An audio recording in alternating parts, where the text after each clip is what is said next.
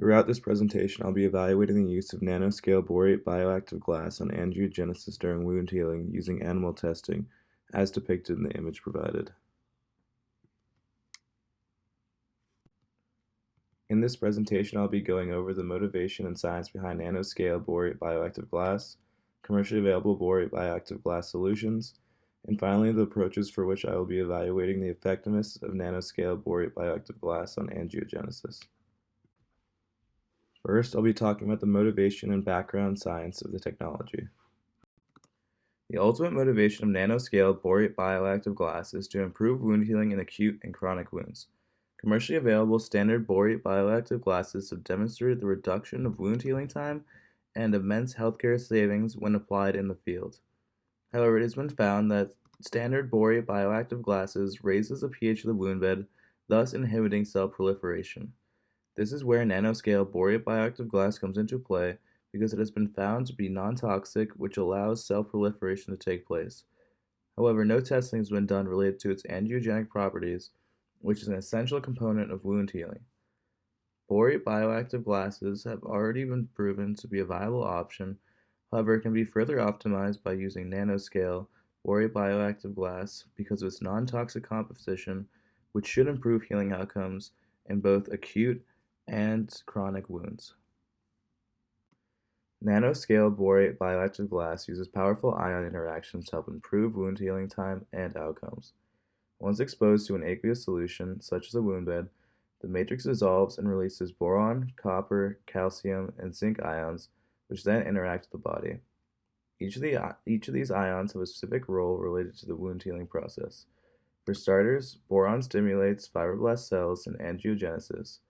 Next, copper is known to increase angiogenic properties, while zinc exhibits antimicrobial properties to ensure the sterility of the wound bed.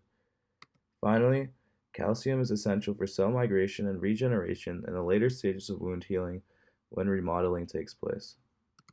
The notable difference between nanoscale borate bioactive glass and standard borate bioactive glass solutions is the formation of a hydroxycarbonate apatite layer, also known as the HCA layer. This inhibits the rapid release of boron and calcium ions, enabling the controlled release, which has been found to reduce the biological toxicity of the wound bed. This controlled release of boron and calcium can be directly correlated to improved wound healing outcomes once patients arrive at a fully healed wound. With the motivation and scientific background of nano and standard scale borate bioactive glass in mind, I will now be moving on to the commercially available borate bioactive glass solutions. The only commercially available borate bioactive glass solution is Miragen, which is produced by ETS Wound Care. This solution is an advanced wound matrix that uses a resorbable and biocompatible borate bioactive glass. The fibrous structure of the matrix has been engineered to absorb fluid from the wound bed while stimulating ion interaction. By absorbing the surrounding fluid, the fibrous structure is able to maintain the desired moisture of the wound bed for healing, which is especially important in highly exudative wounds.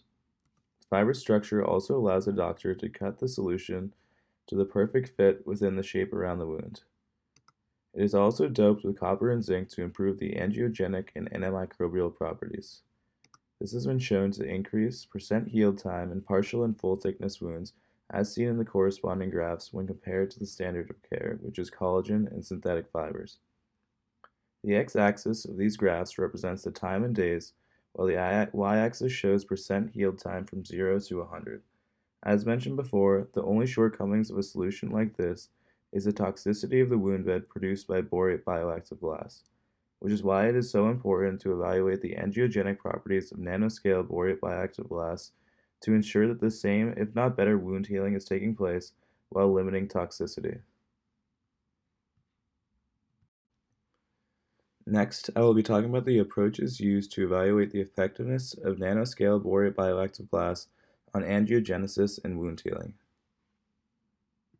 In the first step of testing, a biofluid bath will be used to optimize the pH of the solution produced.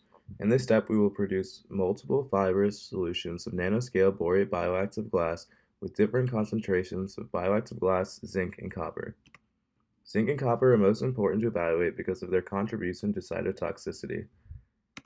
These solutions will then each separately be placed within the biofluid bath and the remaining liquid solution will be siphoned off to determine the pH of the solution.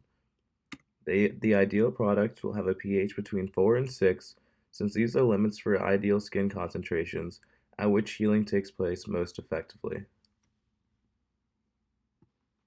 As mentioned previously, once optimized, cell proliferation will take place.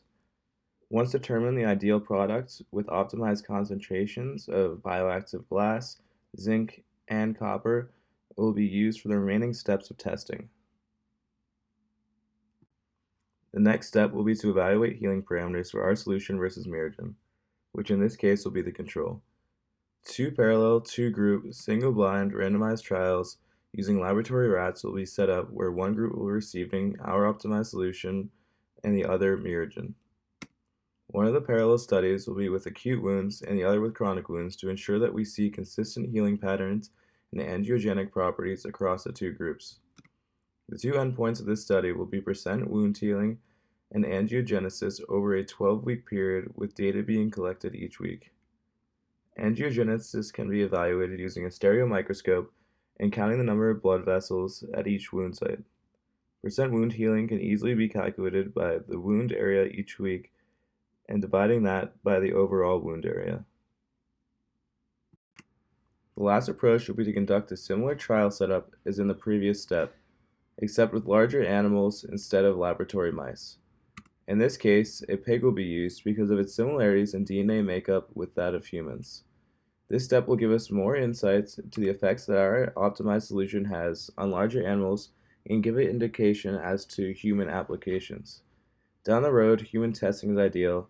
However, a preliminary trial with larger animals, like a pig, is necessary before that jump can be made. In conclusion, nanoscale borate bioactive glass relies on ion interactions to accelerate wound healing and related outcomes. It also offers a distinct advantage in reducing wound bed toxicity over commercially available borate bioactive glass solutions, like Miragen. To further optimize our nanoscale borate bioactive glass solution to meet the pH levels ideal for wound healing, a biofluid bath will be used to determine the desired component concentrations. This optimized solution will then be used in laboratory rats with acute and chronic wounds to evaluate percent wound healed and angiogenic properties. Finally, the same study will be used on pigs to give a clear indication on the effects our solution may have on humans. Thank you for listening to my presentation. I'd be happy to take any questions you may have.